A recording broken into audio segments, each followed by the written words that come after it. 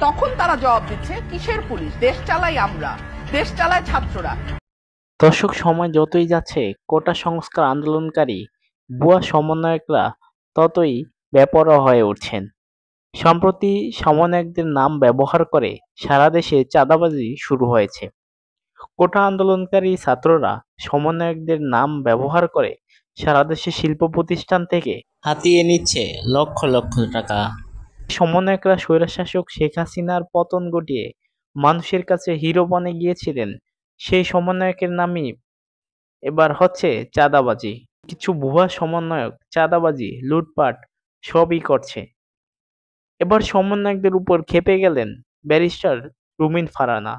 তিনি সম্প্রতি একটি টক শোতে বলেছেন, এই বাংলাদেশ তো আমরা চাইনি। তিনি আরো বলেন, সমন্বয়কদের মধ্যে অনেকে চাঁদাবাজি করছে, তাদেরকে আইন মানতে বললে বলে কিসের আইন, দেশ তো চালাই আমরা, দেশ চালায় ছাত্ররা।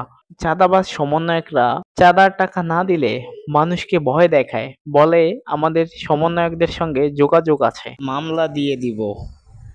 দর্শক, এরকম ভুয়া সমন্বয়কদের বিরুদ্ধে কি ব্যবস্থা নেওয়া যায়? আপনার মূল্যবান মতামত কমেন্ট সেকশনে জানাতে ভুলবেন না।